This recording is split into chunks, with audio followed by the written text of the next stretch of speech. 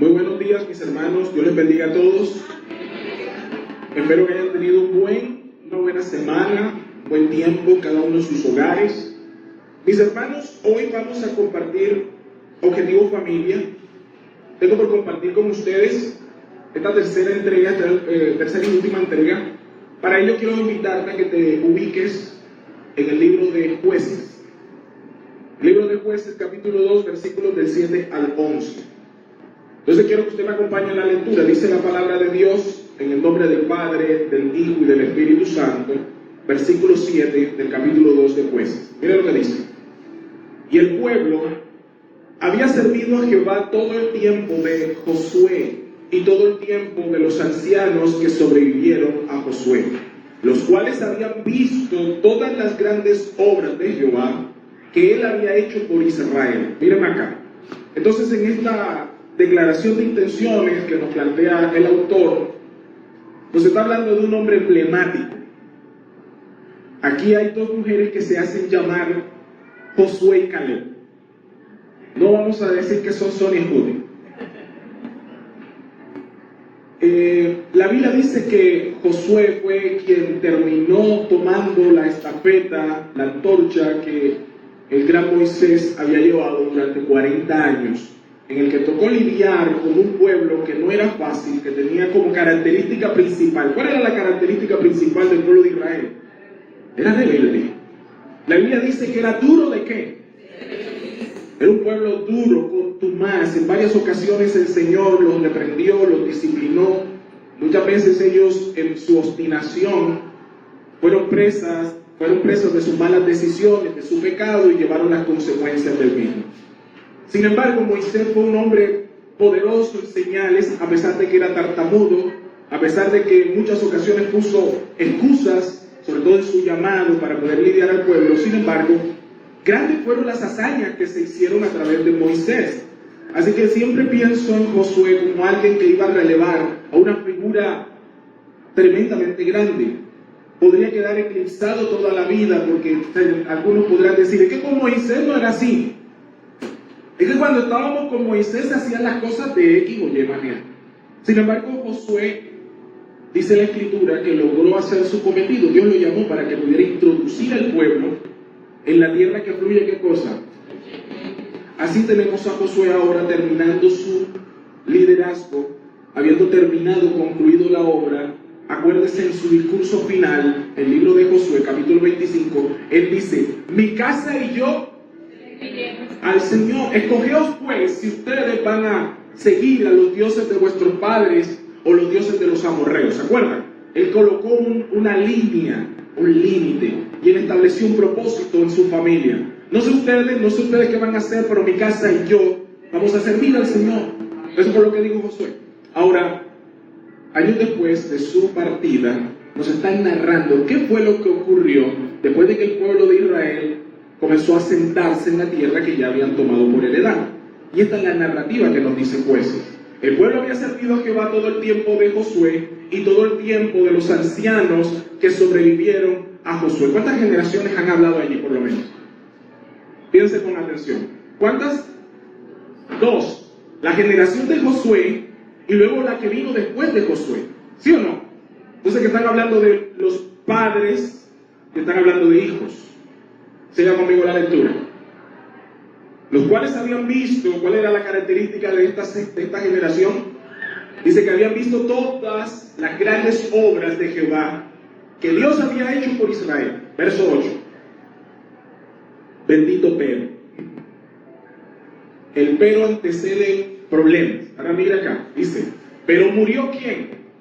Josué, hijo de Nun, el gran líder Josué, siervo de Jehová, siendo de 110 años. Bendito sea el Señor. Versículo 9, y lo sepultaron en su heredad en Timnat Será, en el monte de Efraín, al norte del monte de Gaz. Verso 10. Y luego que dice, y toda aquella generación también fue reunida con sus padres. Es un eufemismo, es decir, los que vinieron después de Josué se murieron también. ¿Me siguen la lectura? Y aquí ocurre un problema. Dice, toda aquella generación fue también reunida con sus padres, Y se levantó después de ellos, ¿de quiénes? De la generación de Josué y de los que vinieron inmediatamente después de Josué. Entonces dice, y se levantó después de ellos otra generación. Entonces estamos hablando aquí de padres, de hijos y de qué más? Nietos. Padres, hijos y nietos. Una tercera generación, una tercera tanda. Escúcheme acá. Se levantó después de ellos otra generación. ¿Cuál es la característica que nos nombra la Biblia primero? No conocían a quién, a Jehová, ni tampoco qué. O sea, no lo conocían a él personalmente, ni tampoco sus obras.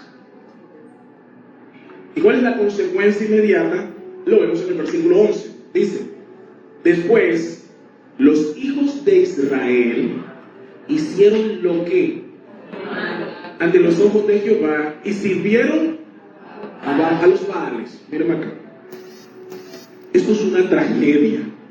Y estamos hablando que es el capítulo 2 del libro de los Jueces, cuyo versículo que más se repite y que encuadra la sensación de ese libro es: en aquellos días no había rey sobre Israel y cada uno hacía lo que bien le parecía.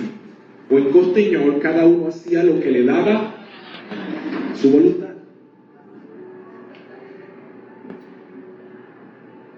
Yo tengo que preguntarme, cuando leo ese texto, viene a mi mente siempre una pregunta. ¿Cómo una generación que estuvo tan cerca del mover de Dios no le conoció? Es decir, ¿en qué momento se quebró la cosa al punto que los nietos ya no conocían al Dios que sirvieron sus padres y sus abuelos? Y no solo no lo conocían, sino que además no le servían. Y como no le conocieron ni le sirvieron, ¿qué terminaron haciendo? Ellos terminaron sirviendo a otros dioses. Usted no se puede quedar sin servir. Jesús lo dijo de esta manera: o recoges conmigo, no hay punto medio. O recoges o desparramas. ¿Me amas o no me amas? No hay punto intermedio. Es una tragedia toda vez que aquí estamos viendo la decadencia del pueblo. Pero es más trágico aún pensar que desde Josué, que vieron las señales y los prodigios, y la generación inmediatamente siguiente, que alcanzó a ver también esas señales y prodigios, los nietos de Josué no conocieron al Dios que Josué sirvió, que Moisés sirvió. Y eso tendría que llevarnos a nosotros irremediablemente a cuestionarnos qué pasó allí. A veces usted está muy conforme con venir a la iglesia, participar de las actividades que son justas y necesarias en las que usted participe. La iglesia, comunidad cristiana, crea actividades no con el propósito de entretenernos, entretenerte o entretenerme, sino con el propósito de evitar que esto pase, que esto ocurra. Porque somos una iglesia que tiene un llamado claro. Tenemos una convicción en nuestro corazón. Creemos firmemente que Dios llama familias. Me gusta como dice Filipenses, que en Cristo, en quien toma nombre todas las familias de la tierra. A veces nos acordamos de la promesa hecha a Abraham, pero perdemos de vista que esta promesa es todavía más poderosa porque esta está hecha en Cristo. Y las promesas en Cristo siempre son sí y amén. Las familias de la tierra toman nombre de Cristo cuando éstas han depositado su confianza en Él. Él es nuestro Cordero seguro. Entonces, me pregunto, ¿cómo llegamos a ese punto en que nuestros nietos no saben el Dios en el cual hemos creído, que hemos servido? Alguna situación tiene que estar ocurriendo o que debió pasar en los tiempos de Israel para que hubiese esa fractura. Y siempre pienso, estuve por muchos años trabajando en el ministerio juvenil. Alguna vez voy a compartir con ustedes esto, porque alguna vez estuve reunido con algunos pastores, hermanos, y dentro de las charlas que solemos tener los pastores, estos pastores no eran de esta ciudad, estaba yo en Valledupar, me habían invitado a un evento, y estaba allí compartiendo con muchos pastores, éramos muchos pastores de toda la geografía de la región Caribe, y hablando en uno de los descansos, había varios pastores reunidos, y alguno decía que en mi iglesia no hay jóvenes, otro decía, no, es que en mi iglesia hay jóvenes, pero no tenemos grupo de jóvenes.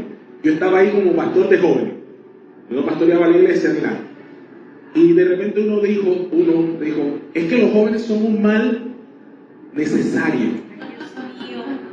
Y él argumentaba que como los jóvenes no estaban en edad productiva, entonces no generaban unos ingresos directos a la congregación, y antes, por el contrario, generaban el traumatismo, los problemas habituados o asociados a la juventud, la imprudencia o los problemas de inmoralidad.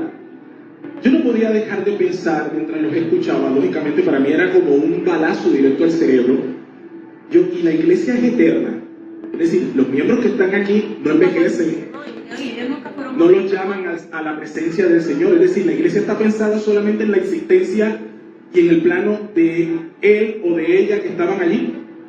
Porque yo tengo claro que mi llamado no es solamente a mantener este rebaño. El llamado de nuestro pastor Nafel no es mantener este rebaño solamente, sino que tenemos un llamado además de garantizar que la semilla del Evangelio pueda ser sembrada, como leíamos hace un tiempo cuando nuestra hermana Cruz leía, pueda ser sembrada en otras tierras para que germine y dé fruto al 100%. Mi trabajo no termina por solamente predicarle a usted el Evangelio. Según este texto, lo que aquí se violentó fue la cadena dentro del llamado que hemos estado estudiando en los últimos domingos. Tu llamado y el mío como padres es el poder sembrar la semilla del Evangelio en nuestros hogares. Una cosa es que ellos crean y otra muy distinta es que nosotros no hagamos nuestra labor. No podemos creer por ellos, no podemos tener fe por ellos, pero sí podemos influirles, podemos amarles, podemos llevarlos a la estatura aquella a la cual el Señor nos llama, que es que ellos puedan tener temor de Dios. Hablo de los hijos, hablo de los esposos o esposas. Cuando tenemos un cónyuge que no es creyente, la Biblia también nos insta a tener que sembrar la semilla en ellos día tras día. Y de eso quiero hablar hoy. Porque la amenaza nuestra no es que nos muramos, porque eventualmente todos vamos a partir. El problema no es que tengamos crisis financieras en nuestros hogares, porque eventualmente todos tendremos que tener en algún momento el barro apretado. Pastor, ¿qué es eso? Cuando el dinero comienza a escasear, porque de otra manera no vas a aprender dependencia de Jehová. Yo he pasado por momentos así, y yo creo que usted también. Y en esos días que hemos estado con la mano dura, el chorro delgadito, el barro apretado, todas estas son expresiones que hablan acerca de lo mismo. Cuando estamos vacantes, a lo mejor se disminuyó los ingresos en casa. Una de las primeras cosas que aprendemos es que Dios nos sostiene, que Dios muchas veces firma el cheque, así tú no tengas aquí en el bolsillo la plata inmediatamente. ¿Te sorprende lo que la Biblia dice realidad cuando dice vendrá dinero del norte, del sur, del este? Comprarás sin dinero. ¿Le ha pasado alguna vez? ¿Lo ha experimentado? Bueno, para poder experimentar eso, el chorro se tiene que adelgazar y el barro se tiene que apretar. ¿Usted me está entendiendo? De otra manera no lo vas a poder experimentar. Más difícil que tener el barro apretado, más difícil que haya incluso una enfermedad, es que Cristo falte en tu casa. Porque todo lo demás es añadible. Cristo no. Cristo es el principio y el fin de todas las cosas. Y si algo quiero sembrar en tu corazón en esta mañana y durante todas estas enseñanzas, es que lo más importante de nosotros, y por lo cual debemos invertir la mayor disposición de tiempo, de energías y de recursos, es que Cristo gobierne nuestras casas. Cristo debe gobernar en los matrimonios. Cristo debe gobernar en la crianza de nuestros hijos. Cuando digo Cristo no estoy hablando religiosidad, estoy hablando convencimiento. Amén. De ser, como decía Pablo, yo sé en el Dios que tú has creído. ¿Por qué? Porque es el mismo que sigo yo. Convencimiento. Entonces, veo esto y surge esa pregunta: ¿qué fue lo que pasó acerca de esta generación? Ya dije, amados, tú no eres responsable de las decisiones de tu esposo o de tu esposa, ni puedes creer por ellos. No eres responsable de las decisiones de tu hijo o de tu hija.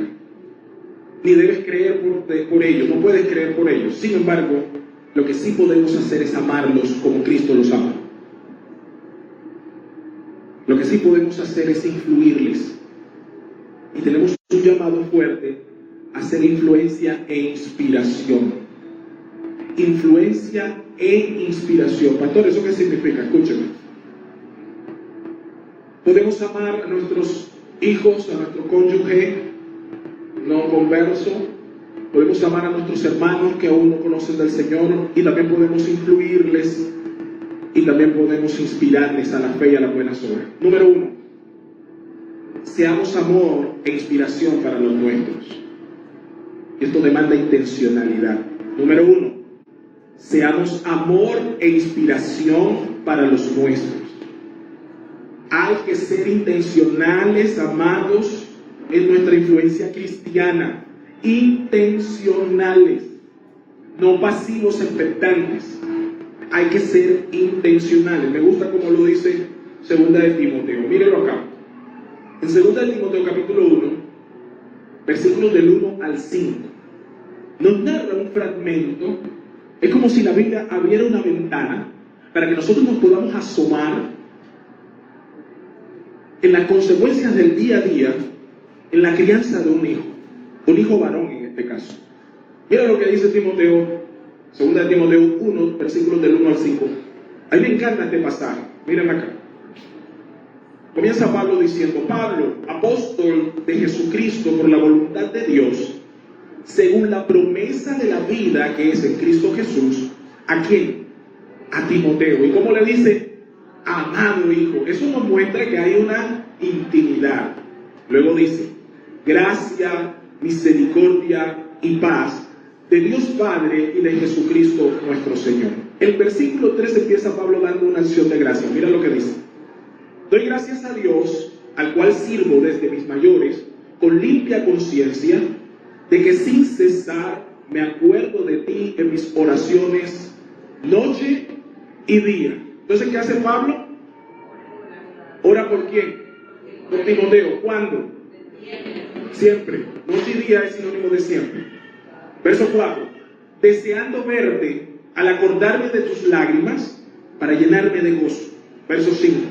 Trayendo a la memoria la fe no fingida que hay en ti, la cual habitó primero en tu abuela Loida y en tu madre Eunice, y estoy seguro que en ti también. Miren acá. Una madre, una abuela, un padre piadoso es un gran tesoro, no lo subestimes. ¿Cuántas aquí ya son abuelas? Es una bendición, porque usted en este momento está viendo cómo su esfuerzo, de su trabajo de crianza, también está rindiendo frutos a las generaciones siguientes. Dios le ha dado la dicha de ver a su parentela extendida. Eso es una dicha. Pero mira lo que dice la Escritura respecto a Timoteo. Timoteo llegó al lugar donde llegó por la influencia de una abuela y de una madre piadosa. A veces se nos olvida que nosotros tenemos un poderoso privilegio y un lugar en el cual tenemos una oportunidad maravillosa de influir positivamente en la vida de los nuestros. Hay una canción, esto no es de la Biblia, Juan Luis Guerra tiene una canción que habla de: tú tienes la llave de mi corazón. No la vaya a cantar, pero yo sé que ya usted la conoce.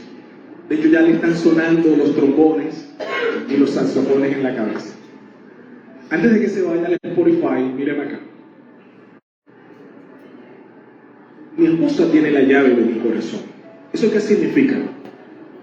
Que ella puede influir positivamente en mí y negativamente también. Ella puede, con sus acciones, estimularme a la fe y a las buenas obras, o también desestimularme. ¿Por qué? Porque Dios le ha dado el privilegio de ser llamada ayuda idónea.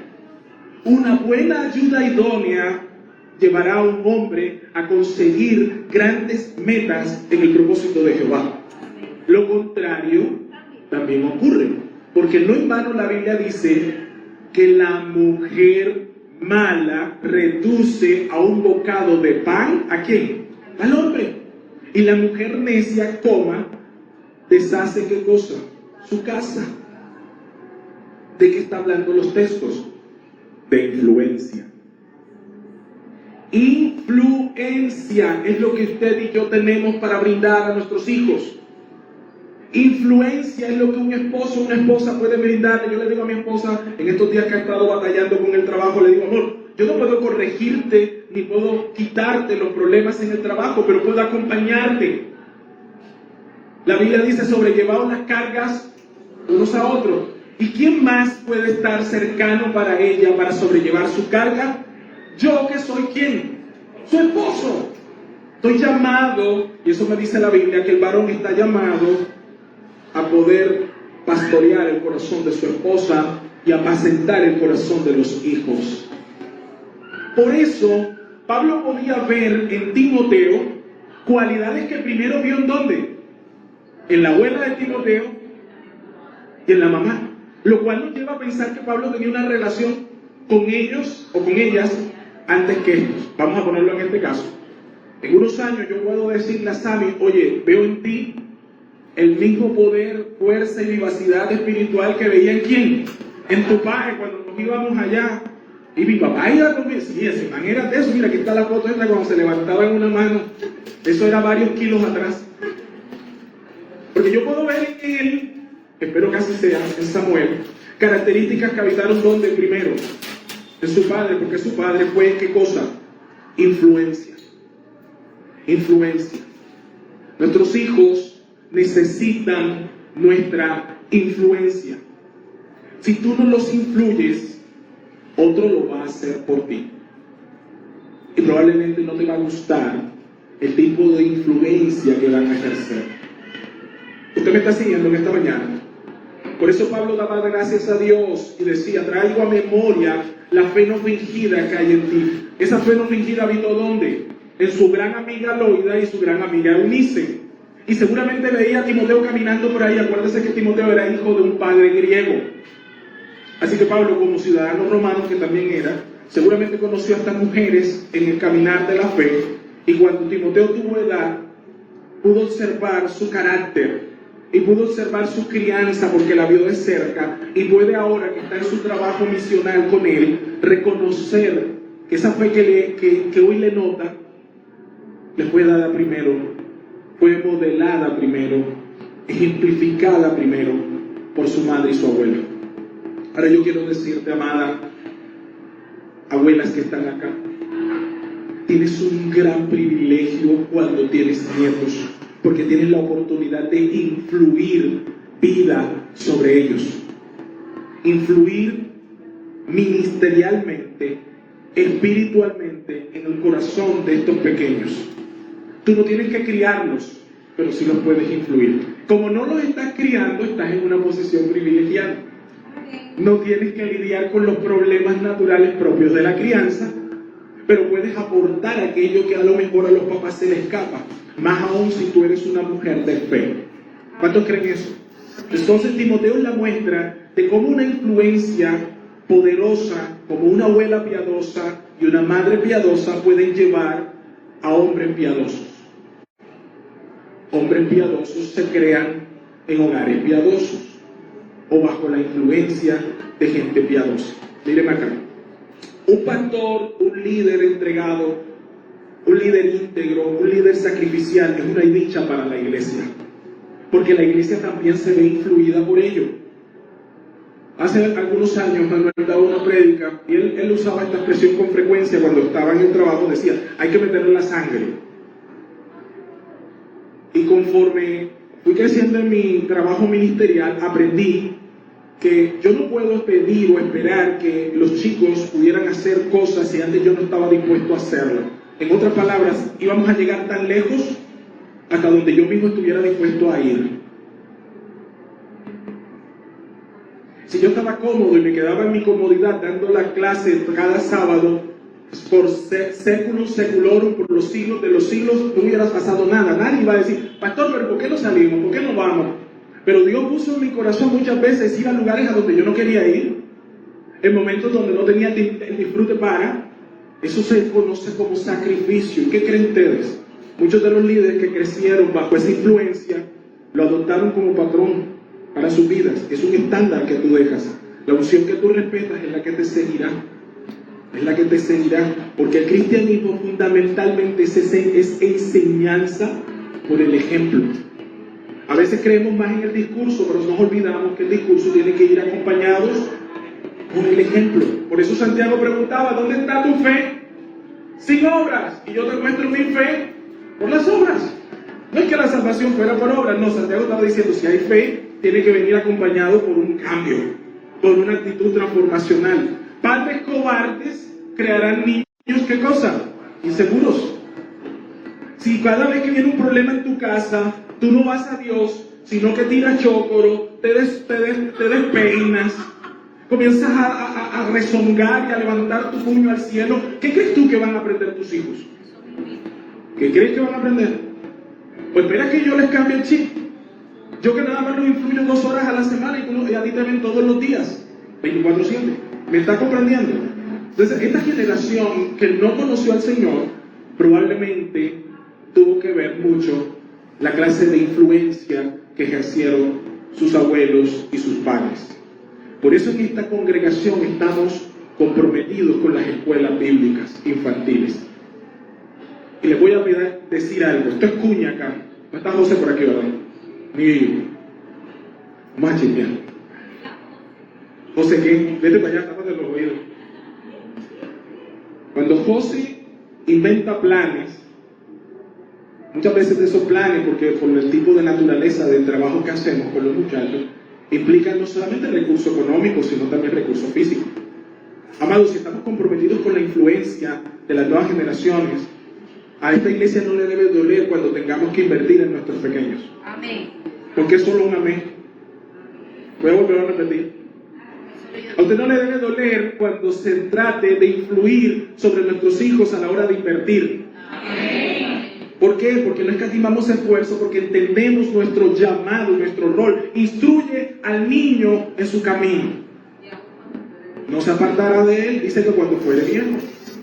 Influimos porque creemos, confiamos, no estamos nosotros garantizando nada. Sabemos que muchas veces, aún influyendo con toda nuestra mejor intencionalidad, las ramas salen dobladas y las flechas se desvían, y algunas de ellas incluso no caen en su blanco, retomando un poco la temática de la vez pasada. Pero eso no puede ser motivo para usted de congoja, porque aún he visto ramas desviadas, defectuosas, flechas que han caído fuera del lugar, como Dios las toma y las vuelve a colocar en la aljaba y permite que las vuelvan a relanzar. ¿Sabe cómo se llama eso? Restauración y misericordia. Y eso lo hace el Señor. Usted tiene que tener su mente centrada en eso. Entonces, sea intencional. Amado, usted tiene que sacar tiempo para poder influir a sus hijos, sacar tiempo para influir a su esposa / esposo. Saque tiempo, sea intencional, una vez al mes, una vez a la semana. Saque el tiempo para, rompa la rutina. Porque por la rutina usted no va a tener tiempo nunca. Tiene que romper la rutina, tiene que ser intencional. Si usted está esperando que el trabajo le dé chance, eso no va a pasar. Se lo va a llevar el trabajo antes que usted tenga tiempo para su casa, para su familia. Hay que ser intencionales. Al examinar nuestras vidas, usted tiene que hacerse esta pregunta. Y hágasela poniendo su mano en el considere. Escúcheme esto. ¿Qué clase de impacto he tenido o estoy teniendo en la vida de mi esposa o de mi esposo? Ojo con eso. ¿Qué clase de impacto? Hoy que está de moda la palabra tóxico o tóxica, en la familia tenemos una todavía más fuerte, que es Chernobyl. ¿Usted se acuerda? ¿Usted se acuerda del desastre en Ucrania de Chernobyl, verdad? Que el reactor nuclear explotó después de una cantidad de fallos humanos y todos predecibles y mejorables. Bueno, el nivel de toxicidad de algunas personas se mide por escala de Chernobyl. Amado, amada, usted que es esposo o esposa, analice qué grado de Chernobyl hay en su vida que esté creando toxicidad hacia su esposo / esposa. Porque a veces nosotros queremos influir, pero nuestro carácter no nos deja. No tenemos un carácter sometido, sujeto a Cristo. Ese es un problema. Voy con el mismo cuestionamiento. ¿Qué clase de impacto estoy teniendo en la vida de mis hijos, en la vida de mis nietos, en la vida de mis sobrinos, en la vida de mis discípulos? Y reclama, te vas a morir, no has tenido discípulos. Eso es serio, ¿verdad? Cierro el reclamo. ¿Qué clase de influencia tienes actualmente sobre las personas que están en tu núcleo familiar? ¿O estás cómodo o cómoda, hablo para las parejas que tienen niños, dejándole los niños a la crianza, al buen recaudo de 2 puntos? Abuela, abuelos, tíos, primos, sobrinos, muchacha y demás. Ellos son una ayuda, pero nunca van a poder reemplazar el llamado que Dios te hizo a ti, porque los hijos son tuyos, los hijos son míos, son de ellos. Entonces, ¿usted tiene que ser qué cosa? Usted tiene que ser influente, usted tiene que ser intencional en influir. ¿Está influyendo usted sobre los suyos? No confunda influencia con manipulación. Así es. La manipulación es diabólica. Así es. Influimos en la libertad de que las personas escogen. No coaccionamos sus decisiones. Recuerdo que en aquellos días, cuando mi mamá no estaba con nosotros, muchas veces mi mamá quería que yo hiciera ciertas cosas y comenzaba a generar en mí manipulación. Y, ay, es que si tú me está dando, no vas a ir, ay, me vas a dejar. Así. A los 10 años de edad, escuchar las quejas y esos quejumbrones de una mamá, 10 años, 9 años, es un nivel de chantaje emocional con lo que uno no puede lidiar. ¿Cómo se llama eso? ¿Influencia? No, eso es chantaje, eso es manipulación. Y la Biblia dice, conoceréis la verdad. No podemos vivir chantajeados, ni chantajeando. Mamás que están en esta sala, por favor, cuídate de no chantajear a tus hijos. Es que tú no me puedes dejar, papi, porque si tú me dejas, ay, Dios mío, ¿quién se va a hacer cargo, ay, de mí? Bueno, ¿y tú?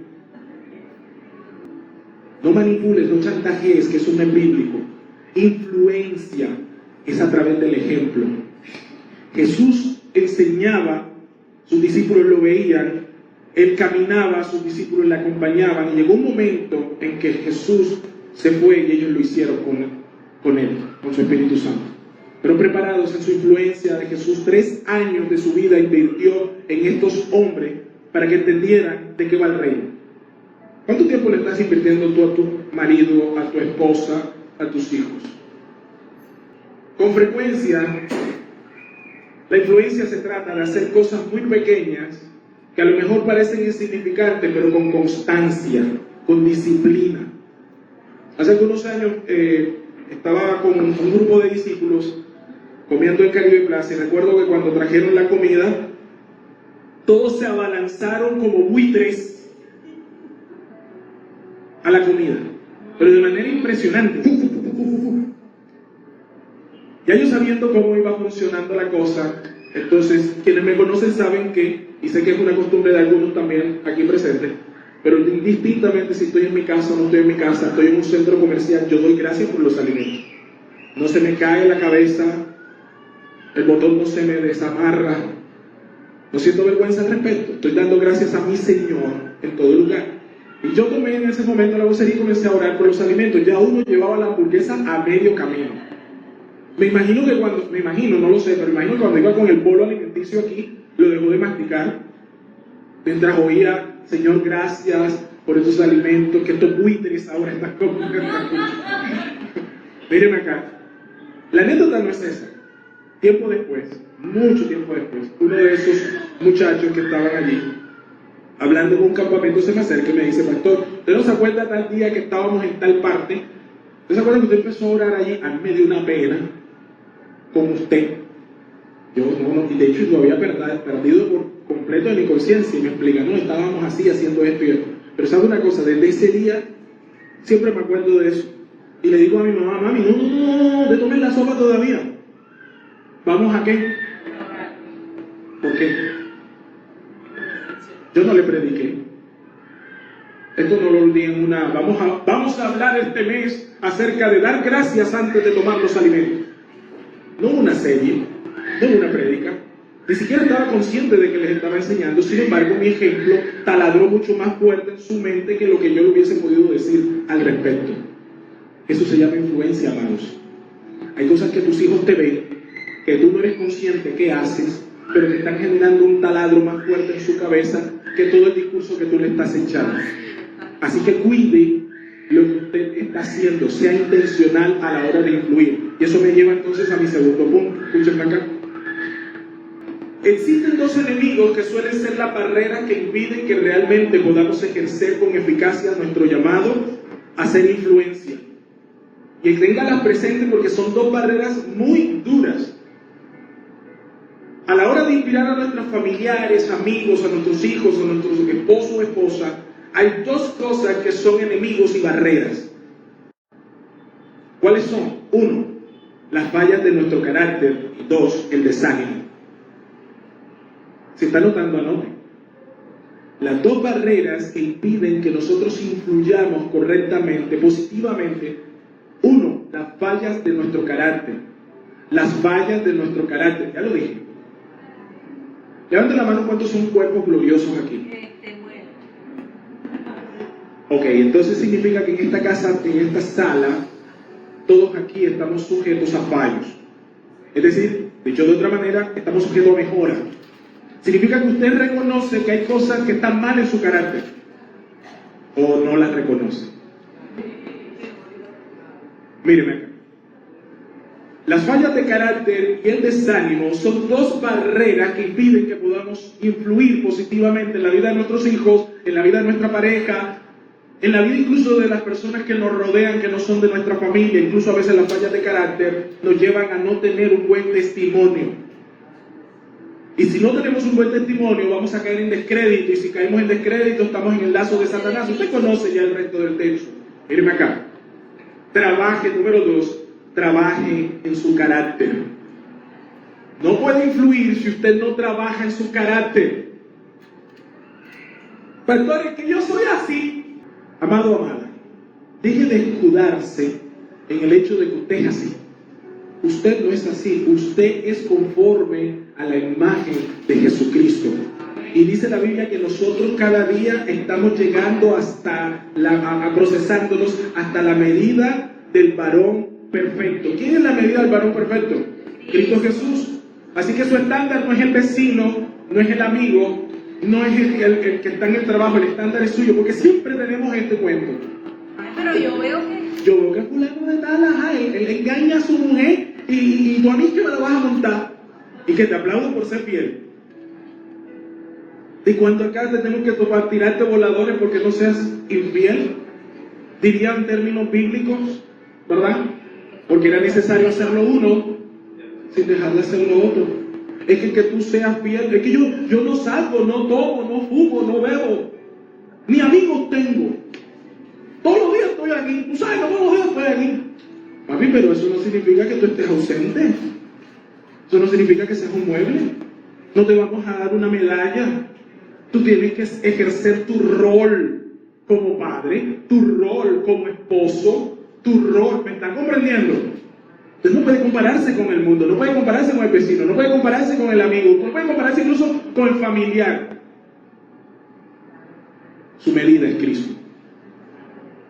Ese es nuestro estándar. Y ese estándar no disminuye, pase lo que pase, ocurra lo que ocurra. Viva la época que usted viva, Cristo es la medida de todas las cosas. Por Él, en Él nosotros nos movemos y subsistimos, dice la palabra del Señor. Entonces, usted tiene que trabajar en su carácter. Mira lo que dice Gálatas 4:19.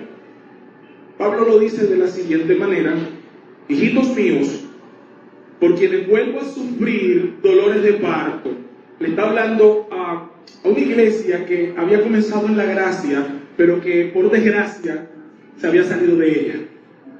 Una iglesia que andaba caminando en un montón de ideas locas que les pareció, fueron a otras partes, falsos maestros que comenzaron a endulzar los oídos y ya habían partido porque les pareció cosa común, el evangelio.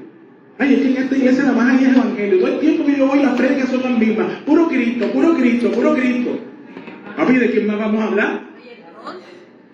Y si te vas a ir por eso, te abro las puertas de par en par. Vete. Jesús dijo, Pablo dijo, es que no me propuse no saber cosas distintas sino a Cristo y a este crucificado. Y en esa iglesia nada más predican a Cristo. Dele la gloria a Dios que predicamos eso. A Cristo no nos predicamos a nosotros mismos. Mira, hijitos míos, por quienes vuelvo a sufrir dolores de parto. Pablo no los echó a pesar de su carnalidad, a pesar de su desvío, a pesar de sus cantidad de falencias, sino que les dice, estoy sufriendo dolores de parto. Es una manera de decir, estoy trabajando en ustedes otra vez. ¿Hasta cuándo? Dice Pablo. Hasta que Cristo sea formado, ¿dónde? En vosotros. Así que hay una demanda de parte del Señor hacia usted y hacia mí. Mientras usted no trabaje en su carácter, no va a poder hacer con firmeza una buena influencia cristiana. Usted podrá influir, pero no le garantizo que sea una influencia cristiana. No será una influencia bíblica y por ende no será de bendición. Mírenme acá. Usted puede estar motivado a hacer influencia en su hogar, en su familia. Pero si tú no has sometido tu carácter al señorío de Cristo, vas a encontrar resistencia. Tus hijos te van a resistir. Porque vas a venir con el biblión y vas a darle un azote de cosas, pero que ellos no están viendo en ti. Ojo, papás y mamás, mamases, quería decirlo, mamases. Mamás que están aquí, papás, tengamos cuidado cuando nosotros estamos disciplinando, porque probablemente tenemos que luchar contra la ira. La ira. La vez pasada hablaba que una diferencia es disciplinar y otra muy distinta es vengarse. Cuando usted está muy lleno de odio, de furia, de frustración, no es un buen momento para disciplinar. Porque probablemente ya no va a disciplinar, usted se va a vengar, va a vindicar su ego. Entonces, tenga cuidado, haga la pausa. Cuando tenemos ira, es una falla de carácter. Cuando tenemos promesas que no cumplimos, ojo papás que están aquí cuando le dicen a su hijo, este fin de semana vamos a hacer tal cosa. O le dicen a la esposa, no, este total, te voy a hacer tal cosa. Y se cumple el plazo y llega y dice, ay mi amor, es que no esto, ay es que esto otro, es que mira, es que el trabajo, es que lo otro. Usted puede excusarse porque eso es algo que a nosotros nos pasa, es decir, nosotros a diferencia del Señor no somos todopoderosos ni soberanos. Nosotros no controlamos nada. Vivimos debajo de la gracia del Señor en su providencia. Él nos permite. Ahora bien, dicho lo anterior, esto no significa que tu práctica de sí sea no y tu no sea sí. La Biblia claramente lo dice, y no lo dice ningún apóstol, lo dice Jesús. Dice que tu sí sea y tu no sea. ¿Por qué? Porque de lo contrario vas a caer en descrédito. De lo contrario vas a perder integridad. Y desde entonces en ese punto no te va a creer nadie. ¿Y cómo vamos a poder pastorear a nuestros hijos en integridad si nosotros todo el tiempo tenemos esa debilidad de carácter? De esa se desprende otra, la impuntualidad. No voy a pedir que levanten la mano quienes son impuntuales porque no estarían aquí para hacerlo. Tremendo. Tremendo. Predicaciones comentadas. Vamos a hacer una. Amado, amada, le queremos a imprimir a nuestros hijos integridad de carácter, pero nosotros llegamos tarde a todo. Y todo el tiempo estamos echando cuentos y todo el tiempo estamos dando excusas. Y vamos a veces con nuestros hijos y ellos saben lo que ha pasado saben que saliste tarde y vienes y le echas delante de los ojos de ellos a la otra persona un cuento que no voy a decir que sea mentira, sino que digamos que es una verdad elongada, estirada, doblada. Eso no corresponde a la verdad. No confunda testimonio con integridad. El testimonio es la opinión que tienen los hombres de usted. La integridad es la opinión que tiene Dios de ti. Dicho de otra manera, el testimonio es lo que tú haces frente a los ojos de los demás, pero la integridad es lo que tú haces, solo los ojos de Dios lo conocen. Y Dios no juzga tu testimonio, Él ve qué cosa, tu corazón. Usted trabaje más en la integridad para que lo que haces en lo interno se vea ¿dónde? En lo externo, en lo público. Ojo, papás y mamás, si prometes una cosa, cúmplela. O si no, aprende a decir no. ¿Cómo aprendo eso? Compres un libro que se llama Biblia. Yo no soy bibliero, pero léase, le conviene. Le conviene. ¿Alguien me está siguiendo aquí? Usted tiene que crecer en carácter. Si no crece en carácter, va a haber resistencia a su influencia. Probablemente su influencia no va a ser tan determinante como quisiera. Entonces, mamás que tendemos a tirar chócoros, papás que tendemos a azotar paredes cuando nos llenamos de rabia, tenemos que trabajar en eso. No puedes permitirte estar por la vida viniendo el domingo nada más y no dejando que el Espíritu Santo gobierne esa parte de tu vida. Papás cuando están rabiosos, y esto les doy un comentario aquí a pie de página. Y esto lo digo porque en la casa es así. Yo pastoreo acá, así que yo me sé los cuentos de un montón. Si yo comienzo a contar esos cuentos delante de mi hijo, ¿no me está entendiendo lo que pasa, mano? Ahora usted va de aquí y dice, ya que el pastor se demora bastante. Cuando llegue su hijo acá, papi, ya me quiero ir, papi, ya me quiero ir, ¿quién le habrá sembrado ese pensamiento? Ya está largo, esto me aburre. ¿Quién empezó? Usted a veces no se da cuenta. Tiene la lengua de pronto no sujeta al Espíritu Santo. Ojo con sus críticas de la iglesia delante de sus hijos, delante de su cónyuge, delante de sus discípulos. ¿Me está comprendiendo? Entonces usted también ahí está haciendo influencia. Míreme acá. Pero una mala influencia. En todo lo honesto, todo lo puro, todo de buen nombre. Si hay virtud alguna, si hay algo digno de alabanza que dice la Biblia, en esto pensar, y eso mismo hablas. Eso mismo hablas.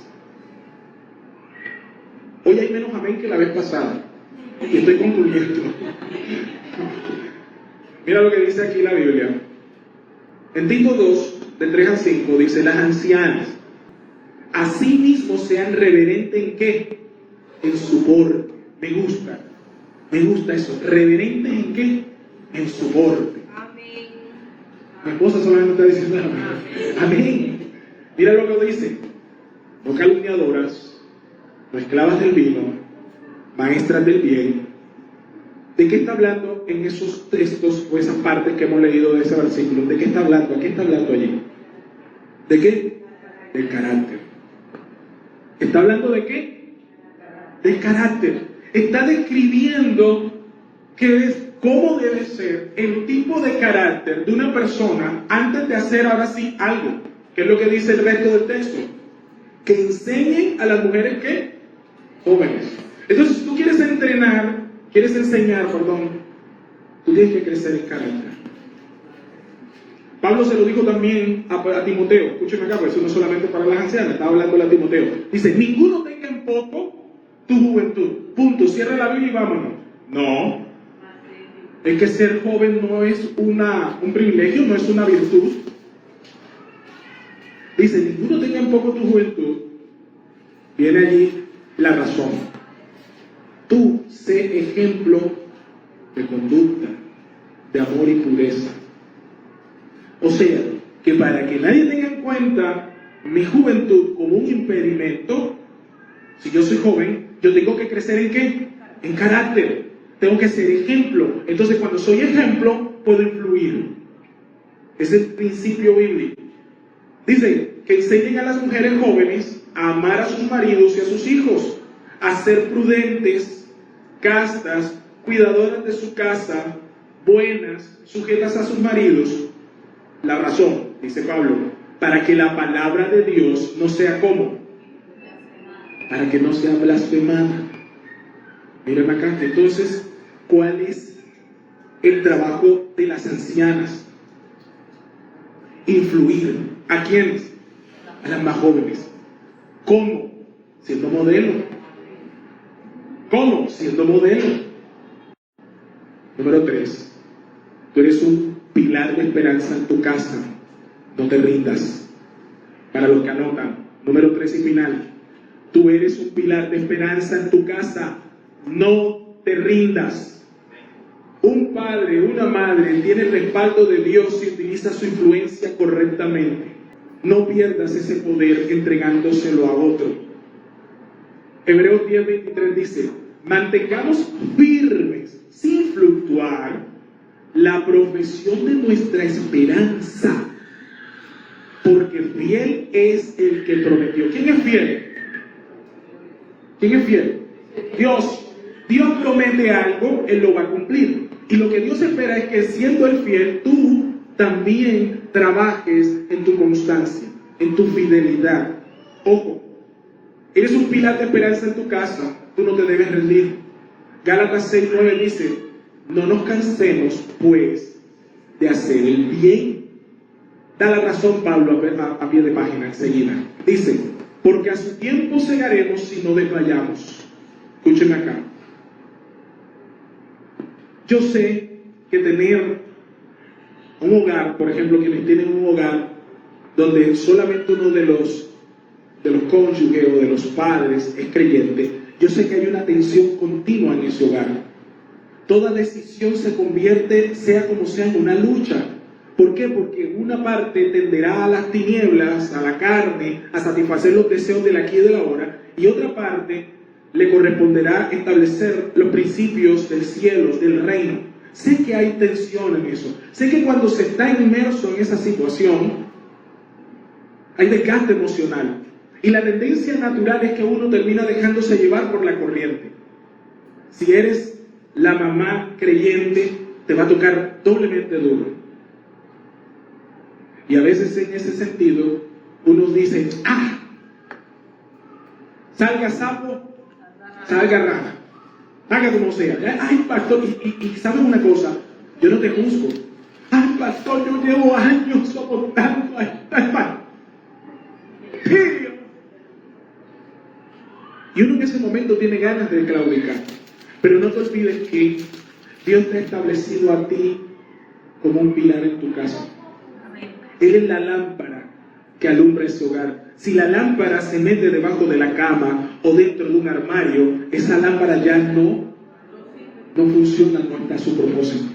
Para los que están batallando con hijos, con cónyuge, que no son creyentes, que están a lo mejor alejados, apartados, que tienen la sensación de que ya han hecho demasiado y que no hay copia, yo quiero recordarte: no te canses de hacer el bien, porque el Señor, que es fiel, que te ha prometido, te dice que a su tiempo vas a cegar. Condicionante: si no desmayas. Si no desmayas. Nosotros tenemos que entender que el cristianismo es una carrera de largo aliento. No son los 100 metros planos. Aquí no es como tú sales corriendo. Yo he visto gente que llega a la iglesia y se pega una enamorada con Cristo bacana, que uno dice tremendo, oh gloria, pero luego tienen arrancada de caballo con parada de burro. Y a la vuelta de 2 meses, 3 meses, 5 meses, 1 año, ya están fríos como una paleta. Ya nada les emociona, se llenan de excusas, de incredulidad y un montón de cosas más. Amado, tú y yo estamos llamados a permanecer, a no gastarnos ni desgastarnos, porque nuestra esperanza no avergüenza. Siga batallando en su hogar. Si usted es la luz de su casa, el único creyente, usted es luz en su familia. No se canse de hacer el bien, porque el Señor a su tiempo, dice la Biblia, vas a recoger. Tú vas a recoger. Esa es nuestra confianza, es nuestra bendita esperanza. Lo dijo el salmista: hubiera yo desmayado Si no creyera que he de ver la bondad de Jehová en la tierra de qué? De los vivientes. Si no tuviéramos esta bendita esperanza, yo ni siquiera le digo, no, tire ese marido por allá y váyase. Tire a sus hijos y déjenlos a su merced y váyase. No, amado, usted no tiene esa opción. Dios los ama a ellos al igual que usted. Y para ellos también hay gracia, esperando a sus vidas. Esta es la conclusión. Sea ejemplo en todo y no olvide que usted no es perfecto. La hipocresía es un enemigo terrible, pero la integridad del corazón y la humildad es nuestra mayor defensa en el reino. La familia es idea y creación de Dios. Por tanto, usted y yo requerimos el poder y la gracia que proviene de Dios para edificarla. De allí que no se nace en una familia buena, sino que con la dependencia en el Señor, en el buen Padre, nuestro esfuerzo por edificarla se ve recompensado. No se olvide lo que dice el Salmo 127:1. Si Jehová no edifica la casa, en vano trabajan los que la edifican. Si Jehová no guardara en la ciudad, en vano vela la guardia. Que el Señor bendiga tu vida, que tú puedas asentarte en los principios cristianos. Sé influencia, amado. Póngase de pie, vamos a orar para que el Señor dirija nuestros pasos y que podamos ser influencia para nuestros hijos y también para nuestros esposos o nuestra esposa. Padre que estás en los cielos, te adoramos, Señor, y te glorificamos a ti, que tú eres el Dios verdadero.